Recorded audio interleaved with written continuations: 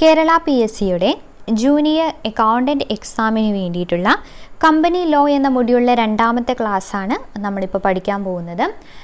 ആദ്യത്തെ ഒരു പകുതിയോളം ടോപ്പിക്കുകൾ നമ്മൾ ഫസ്റ്റ് ക്ലാസ്സിൽ പഠിച്ചിട്ടുണ്ട്. ഓവറോൾ ആയിട്ട് എന്തൊക്കെയാണ് എന്നുള്ളത് പഠിച്ചു. സെക്കൻഡ് ക്ലാസ്സിൽ ബാക്കി കാര്യങ്ങളാണ് നമ്മളിപ്പോൾ നോക്കാൻ പോകുന്നത്. ഇപ്പോൾ ക്ലാസ് എല്ലാവരും പൂർണ്ണമായിട്ടും കാണുക. ഈ ക്ലാസ്സിൽ എടുക്കാത്ത കാര്യങ്ങൾ ടോട്ടലായിട്ട് ഞാൻ പറയുന്നുണ്ട്, എന്നാൽ കൂടി ഇതിൽ വരാത്ത കാര്യങ്ങൾ നമ്മൾ എന്ത് ചെയ്യുന്നുണ്ട്, MCQ സെഷൻസ് വരുമ്പോൾ അതിലെന്തെങ്കിലും പറയാനുണ്ടെങ്കിൽ അപ്പോൾ കൂടെ പറയുന്നതായിരിക്കും. ക്ലാസ് എല്ലാവരും കാണുക, കൂടാതെ ചാനൽ സബ്സ്ക്രൈബ് ചെയ്യുകയും ചെയ്യുക. ഇനി നമുക്ക് നോക്കാനുള്ളത് ബോർഡ് കമ്മിറ്റിയാണ്. ബോർഡ് കമ്മിറ്റി എന്ന് വെച്ചാൽ എന്താണ്?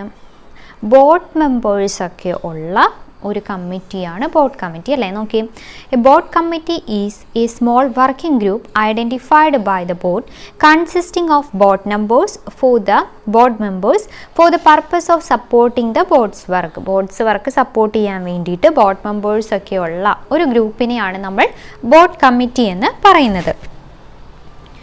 Members of the committee are expected to have expertise in the specified field. Expertise ആയിട്ടുള്ള എക്സ്പേർട്സ് ആയിരിക്കും ആര്? മെമ്പേഴ്സ് എന്ന് പറയുന്നത്. Committees are usually formed as a means of improving board effectiveness and efficiency in areas where more focused, specialized and technical discussions are required. The mandatory committees of the board are prescribed under Companies Act 2013 and SEBI Regulation 2015 for listed companies. Mandatory committees ഏതൊക്കെയാണെന്ന് നോക്കിയേ. Audit committee, nomination and remuneration committee, stakeholders relationship committee, corporate social responsibility committee. Mandatory committees ഏതൊക്കെയാണെന്നുള്ളത് നോക്കി വയ്ക്കുക കേട്ടോ. Audit committee, nomination and remuneration committee, stakeholders relationship committee, corporate social responsibility committee. എന്താണ് audit committee? Audit committee is one of the main pillars of the corporate governance mechanism in any company. The committee is charged with the principal oversight of financial reporting and disclosure and aims to enhance the confidence in the integrity of companies' financial reporting, internal control process and procedures and risk management system. നമുക്കറിയാം audit എന്തിനാണെന്നുള്ളത് നമുക്കറിയാം അല്ലേ. Auditing നമ്മൾ പഠിച്ചതാണ്. Audit committee എന്ന് പറയുന്നത് corporate governance മെക്കാനിസത്തിലെ തന്നെ main പില്ലറാണെന്നാണ് പറയുന്നത്. അവിടെ എന്തൊക്കെ കാര്യങ്ങൾ നോക്കും? കമ്പനീസിൻ്റെ ഫിനാൻഷ്യൽ റിപ്പോർട്ടിംഗ്, അതിൻ്റെ ഇൻറ്റഗ്രിറ്റി, ഇൻറ്റേർണൽ കൺട്രോൾ പ്രോസസ്സ് തുടങ്ങിയ കാര്യങ്ങളാണ് നോക്കുന്നത്. ഇനി annual general meeting section 96 just ഒന്ന് നോക്കുക. Annual general meeting is an important annual event where members get an opportunity to discuss the activities of the company. കമ്പനിയുടെ activities discuss ചെയ്യാൻ വേണ്ടിയിട്ട് മെമ്പേഴ്സിന് കിട്ടുന്ന ഒരു ഓപ്പർച്യൂണിറ്റിയാണിത് ആനുവൽ ജനറൽ മീറ്റിംഗ് എന്ന് പറയുന്നത്. എന്തൊക്കെയാണ് annual general meeting? Annual general meeting should be held once in every calendar year. ഈ calendar ഇയറിൽ ഒരു തവണ നടന്നിരിക്കണം. First annual general meeting of the company should be held within 9 months from the closing of the first financial year close ചെയ്യുന്നതിന് 9 മാസത്തിനുള്ളിൽ തന്നെ first annual general meeting നടന്നിരിക്കണം. Subsequent annual general meeting of the company should be held within 6 months from the date of closing. 6 മാസത്തിനുള്ളിൽ. The gap between 2 annual general meeting shall not exceed 15 months. 15 മാസത്തിൽ കൂടാൻ പാടില്ല.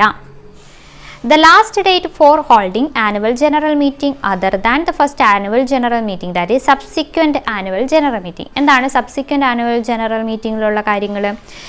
It is to be held within 6 months of the close of relevant financial year. Not more than 15 months shall elapse between the date of one annual general meeting and that of the other. Then it is held in every calendar year. ഇനി നമുക്ക് annual return ആണ് നോക്കാനുള്ളത്. As per section 92 of the Act, every company shall prepare a return in e-form MGT7 containing the required particulars as they stood on the close of the financial year and signed by the director and the company secretary, or where there is no company secretary, by the company secretary in practice. Section ഏതിൽ annual return പറയുന്നത്? Section 92 പറയുന്നത്. ആര് sign ചെയ്യണം? Director അല്ലെങ്കിൽ company secretary sign ചെയ്യേണ്ടതാണ്. ഇനി എന്താണ് winding up? Winding up of a company is defined as a process by which the life of a company is brought to an end and its property administered for the benefit of its members and creditors. Company അവസാനത്തേക്ക് company brought to an end അതിനെയാണ് നമ്മൾ എന്ത് പറയുന്നത് winding up എന്ന് പറയുന്നത്.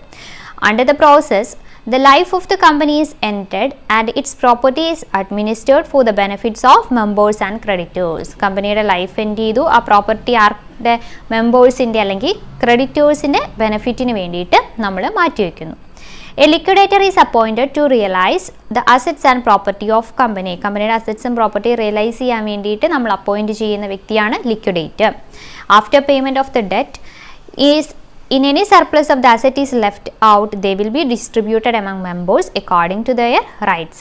നമ്മൾ ഡെറ്റൊക്കെ ഉള്ളത് കൊടുത്തു കഴിഞ്ഞിട്ട് എന്തെങ്കിലും സർപ്ലസ് ഒക്കെ ഉണ്ടെങ്കിൽ അത് നമ്മൾ എന്ത് ചെയ്യും, ആ മെമ്പേഴ്സിന് ഡിസ്ട്രിബ്യൂട്ട് ചെയ്യുന്നതാണ്. Section 294A of the Companies Act 2013 provides the following definition of winding up. Winding up means winding up under the Act or liquidation under the Insolvency and Bankruptcy Code 2016 as applicable. Winding up means winding up under this Act or liquidation under the Insolvency and Bankruptcy Code 2016 is applicable. 2013 Companies Act Section 294A ലാണ് ഇങ്ങനെ പറയുന്നത്. ഇനി അതിൻ്റെ procedures ഉള്ളത് companies act 2013 chapter 20ലാണ് അതിൻ്റെ procedures ഉള്ളത്, procedures of winding up ഉള്ളത്. ഇനി എന്താണ് winding up by the tribunal? Section 270 of the Companies Act 2013 provides that the provision of Part 1 of Chapter 20 of the Companies Act 2013 shall apply to the winding up of a company by the tribunal under this Act. ഏതാണ്? Section 270 പറയുന്നത്. Circumstances in which company may be wound up by tribunal, section 271. ഏതൊക്കെയാണ് circumstances? If the company has by special resolution resolved that the company be wound up by the tribunal, special resolution മുഖേന, അല്ലെങ്കിലോ if the company has acted against the interest of the sovereignty and integrity of India, നമ്മുടെ രാജ്യത്തിൻ്റെ സൊവേനിറ്റി and ഇൻറ്റഗ്രിറ്റിക്ക് എതിരായിട്ടാണ് അതിൻ്റെ interest എങ്കിൽ അതും എന്തിൽ വരും? Tribunal വൈൻഡപ്പിൽ വരും. Then if on application made by the registrar or any other person authorized by the central government, central ഗവൺമെൻറ്റിൻ്റെ ഭാഗത്ത് നിന്ന് ഏതെങ്കിലും രജിസ്ട്രാറോ അല്ലെങ്കിൽ ഏതെങ്കിലും ഓതറൈസ്ഡ് പേഴ്സണോ ആപ്ലിക്കേഷൻ കൊടുത്തിട്ടുണ്ടെങ്കിൽ എന്താണ്, ഇന്ന കമ്പനി ഒരു ഫ്രോഡുലന്റ് മാനറിലാണ് വർക്ക് ചെയ്യുന്നത് അല്ലെങ്കിൽ അൺലോഫുൾ പർപ്പസിലാണ് ഇത് നടത്തുന്നത് എന്നൊക്കെ പറഞ്ഞ് കൊടുത്തു കഴിഞ്ഞാലും അത് കമ്പൽസറി വൈൻഡിങ് അപ്പിൽ വരുന്നതാണ്. Then if the company has made a default in filing with the registrar its financial statements അല്ലെങ്കിൽ ആനുവൽ റിട്ടേൺസ് ഒന്നും കറക്റ്റ് ആയിട്ടല്ല ഫയൽ ചെയ്യുന്നതെങ്കിലും ഇങ്ങനെ തന്നെ വരാം. If the tribunal is of the opinion that it is just and equitable that the company should be wound up, tribunal തന്നെ തോന്നുവാണ് ഏതാണ് ഈ company wound up ചെയ്യുന്നതാണ് നല്ലതെന്ന് തോന്നിക്കഴിഞ്ഞാലും വൈൻഡിങ് അപ്പ് സംഭവിക്കുന്നതാണ്. ഇനി എന്താണ് voluntary winding up? Chapter 5 of the Insolvency and Bankruptcy Code of India 2016 deal with the voluntary liquidation of corporate persons. Chapter 5ലാണ് പറയുന്നത്. എന്താണ് വോളണ്ടറി വൈൻഡിങ് അപ്പ് എന്ന് പറയുന്നത്? നിങ്ങൾ ശ്രദ്ധിച്ചിരിക്കുക, ഞാൻ പറയുകയാണ് ചെയ്യുന്നത്, ഇത് PDF നോട്ടിലില്ല, അപ്പം എന്തായാലും ശ്രദ്ധിച്ചിരിക്കുക. എന്താണ് വോളണ്ടറി വൈൻഡിങ് അപ്പ് എന്ന് പറയുന്നത്? Winding up by the members or creditors of the company without the interference of the ട്രിബ്യൂണലിൻ്റെ ഇൻ്റർഫറൻസ് ഇല്ലാതെ കമ്പനിയുടെ ക്രെഡിറ്റേഴ്സ് അല്ലെങ്കിൽ മെമ്പേഴ്സ് കൂടി ചേർന്ന് കമ്പനി വൈൻഡ് അപ്പ് ചെയ്യുന്നതിനെയാണ് നമ്മൾ വോളണ്ടറി വൈൻഡിങ് അപ്പ് എന്ന് പറയുന്നത്. എന്തിനു വേണ്ടിയിട്ടായിരിക്കും അങ്ങനെ ചെയ്യുന്നത്?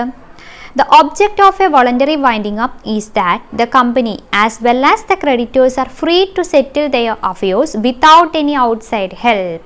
പുറത്തുനിന്നൊരു ഹെൽപ്പ് വാങ്ങാതെ തന്നെ അവരുടെ കാര്യങ്ങൾ സെറ്റിൽ ചെയ്യാൻ വേണ്ടിയിട്ടാണ് ഈ വോളണ്ടറി വൈൻഡിങ് അപ്പ് നടത്തുന്നത്. ഓക്കെ, അപ്പോൾ എങ്ങനെയൊക്കെ നമുക്ക് നടത്താം വോളണ്ടറി വൈൻഡിങ് അപ്പ്? ഒരു ഓർഡിനറി റെസൊല്യൂഷൻ പാസ് ചെയ്ത് നടത്താം, കൂടാതെ ഒരു സ്പെഷ്യൽ റെസൊല്യൂഷൻ വഴി നടത്താനായിട്ട് സാധിക്കും. ഇനി വോളണ്ടറി വൈൻഡിങ് അപ്പ് നമ്മൾ പറഞ്ഞു രണ്ടായി തിരിക്കാം. ആരൊക്കെയാണ്? മെമ്പേഴ്സ് വോളണ്ടറി വൈൻഡിങ് അപ്പ് എന്നും ക്രെഡിറ്റേഴ്സ് വോളണ്ടറി വൈൻഡിങ് അപ്പ് എന്നും. എന്താണ് members voluntary winding up? Company solvent ആയിട്ടിരിക്കുമ്പോൾ ടേക്ക് പ്ലേസ് ചെയ്യുന്ന വൈൻഡിങ് അപ്പ് ആണ് മെമ്പേഴ്സ് വോളണ്ടറി വൈൻഡിങ് അപ്പ്. ഓർത്ത് വയ്ക്കണം കേട്ടോ. എങ്ങനെ തന്നെ a members voluntary winding up take place only when the company is solvent. കമ്പനിക്ക് ലൈബിലിറ്റീസ് ഒക്കെ ഫുള്ളായിട്ട് പേ ഓഫ് ചെയ്യാൻ സാധിക്കുന്ന സമയത്ത് നടത്തുന്ന വൈൻഡിങ് അപ്പ് ആണ് മെമ്പേഴ്സ് വോളണ്ടറി വൈൻഡിങ് അപ്പ് എന്ന് പറയുന്നത്. ഇതിനു വേണ്ടിയിട്ട് നമ്മുടെ മെജോറിറ്റി ഓഫ് ഡയറക്ടേഴ്സ് രജിസ്ട്രാറിൻ്റെ മുമ്പാകെ ഡിക്ലറേഷൻ ഓഫ് സോൾവൻസി ഫയൽ ചെയ്യേണ്ടത് ആവശ്യമാണ്. അപ്പോൾ കമ്പനി സോൾവെൻ്റ് ആയിട്ടിരിക്കുമ്പോൾ നടക്കുന്നതാണ് members voluntary winding up.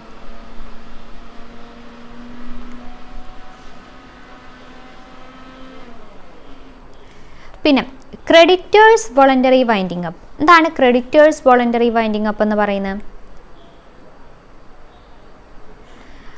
If the directors are not in a position to make the statutory declaration of solvency, the winding up is a creditors voluntary winding up. Solvency declaration നടത്താൻ സാധിക്കുന്നില്ലെങ്കിൽ അതിനെ നമ്മൾ എന്ത് വിളിക്കും? അങ്ങനെയുള്ള winding അപ്പിനെ creditors voluntary winding up എന്നാണ് പറയുന്നത്. അത് ഇൻസോൾവെന്റ് കമ്പനിയാണ്. ക്രെഡിറ്റേഴ്സ് വോളണ്ടറി വൈൻഡിങ് അപ്പ് നടത്തുന്നത് ഇൻസോൾവെന്റ് കമ്പനിയാണെന്നുള്ളത് ഓർത്തിരിക്കുക. Insolvent company. അപ്പം വോളണ്ടറി വൈൻഡിങ് അപ്പ് തന്നെ രണ്ടായിട്ട് മെമ്പേഴ്സ് വോളണ്ടറി വൈൻഡിങ് അപ്പും ഉണ്ട്, ക്രെഡിറ്റേഴ്സ് വോളണ്ടറി വൈൻഡിങ് അപ്പും ഉണ്ട്.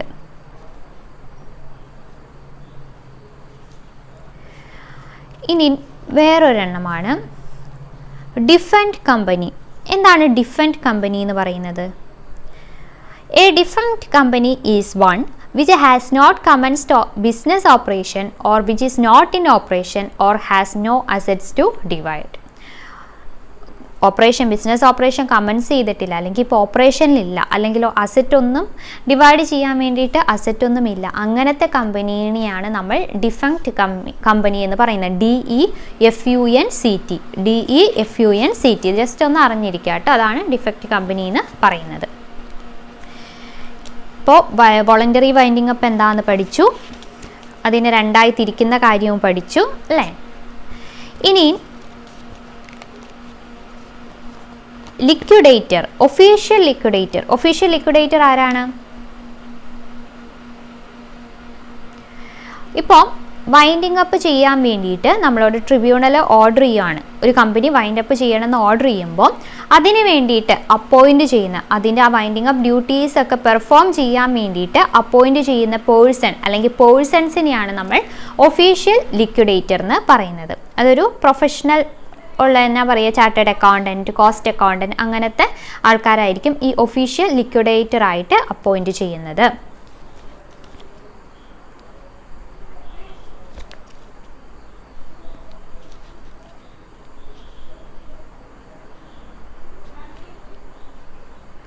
അപ്പം എങ്ങനെയൊക്കെ നമുക്ക് വൈൻഡപ്പ് ചെയ്യാം? വൈൻഡപ്പ് ബൈ ദ ട്രിബ്യൂണൽ അല്ലെങ്കിൽ കമ്പൽസറി വൈൻഡിങ് അപ്പ്. പിന്നെയോ വോളണ്ടറി വൈൻഡിങ് അപ്പിൽ മെമ്പേഴ്സും വരുന്നുണ്ട്, ക്രെഡിറ്റേഴ്സും വരുന്നുണ്ട്. പിന്നെ winding up by the supervision of the court. ഇങ്ങനെയാണ് വൈൻഡിങ് അപ്പ് നടക്കുന്നത്. പിന്നെ നമുക്കിതിൽ പഠിക്കാനുള്ളത്, കമ്പനി ലോൺ ഇനി നോക്കാനുള്ളത് ഏതാണ്? ഡയറക്ടേഴ്സിൻ്റെ കാര്യമൊക്കെ നമ്മൾ പറഞ്ഞിരുന്നു. വൈൻഡിങ് അപ്പ് ഏകദേശം ഓക്കെ ആയിട്ടുണ്ട്. ഓഡിറ്റ് കമ്മിറ്റി, ബോർഡ് കമ്മിറ്റി എന്നിവ പറഞ്ഞു.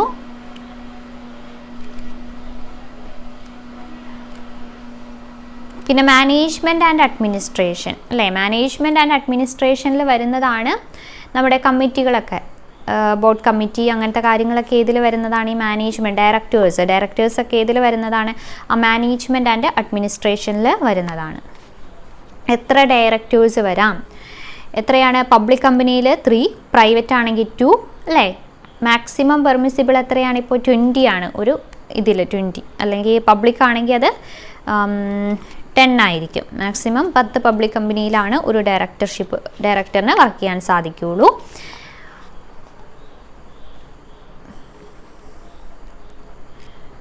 ഒരുവിധം കാര്യങ്ങളൊക്കെ നമ്മൾ പറഞ്ഞിട്ടുണ്ട്.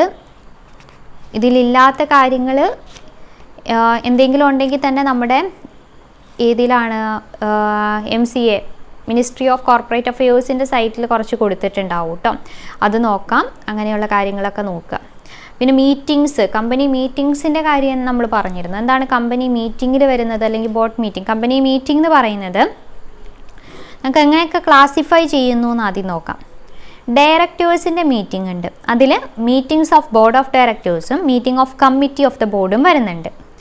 പിന്നെ ഷെയർ ഹോൾഡേഴ്സ് മീറ്റിങ്ങിൽ ഏതൊക്കെ വരും? Statutory meeting, annual general meeting, extraordinary general meeting, class meeting.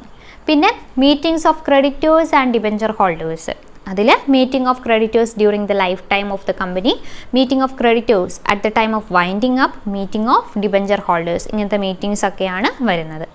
പിന്നെ നമ്മൾ മെമ്മോറാണ്ടം എന്താണ്, ആർട്ടിക്കിൾസ് എന്താണ് എന്നൊക്കെ പഠിച്ചു. മെമ്മോറാണ്ടത്തിലുള്ള ക്ലോസുകൾ നമ്മൾ ഇതിനു മുമ്പ് ഏതിലോ ബിസിനസ് റിലേറ്റ് ചെയ്ത് ഏതിലോ നമ്മൾ പറഞ്ഞിട്ടുണ്ട്. നെയിം ക്ലോസ് എന്താണ് അല്ലേ? നെയിം ക്ലോസ് എന്ന് പറഞ്ഞാൽ കമ്പനിയുടെ നെയിമിനെ പറ്റി പറയുന്നത്. അത് ക്ലോസുകൾ ജസ്റ്റ് ഒന്ന് ശ്രദ്ധിക്കുക. അപ്പോൾ ഇത്രയൊക്കെയാണ് നമുക്ക് ഈ കമ്പനി ലോ എന്നതിനെ പറ്റി പഠിക്കാനുള്ളത്. നിങ്ങളുടെ കയ്യിൽ ടെക്സ്റ്റ് ബുക്ക് ഉണ്ടെങ്കിൽ ടെക്സ്റ്റ് ബുക്കും കൂടി വായിക്കാൻ വേണ്ടി ശ്രമിക്കുക. അല്ലെങ്കിൽ നമ്മൾ ഇനി MCQ ക്വസ്റ്റ്യൻസ് ഇടുമ്പോൾ, ഇപ്പോൾ എല്ലാ മൊഡ്യൂളും നമ്മൾ കംപ്ലീറ്റ് ചെയ്തിട്ടുണ്ട്. ഇനി MCQ ക്വസ്റ്റ്യൻസ് ഇടുമ്പോൾ കൂടുതൽ കാര്യങ്ങളൊക്കെ നമുക്ക് മനസ്സിലാക്കാം. എന്തെങ്കിലും ക്വസ്റ്റ്യൻസ് ഒക്കെ വരുമ്പോൾ അത് റിലേറ്റഡ് ഫാക്റ്റ് നമുക്കങ്ങനെ പഠിച്ചു പോവാം. അപ്പോൾ ക്ലാസ്സുകളൊക്കെ പൂർണ്ണമായിട്ടും കാണുക. നിങ്ങളുടെ അഭിപ്രായങ്ങൾ കമൻറ്റ് ബോക്സിലൂടെ രേഖപ്പെടുത്തുക. ഇനി MCQസും PYQ ആണ് നമ്മൾ ഫുൾ ചെയ്യുന്നത്. ഈ ഒരാഴ്ച ഫുൾ അതായിരിക്കും. എല്ലാവരും നന്നായി പഠിക്കുക. അപ്പോൾ അടുത്ത ക്ലാസ്സിലൂടെ വീണ്ടും കാണാം. അതുവരെ താങ്ക് യു.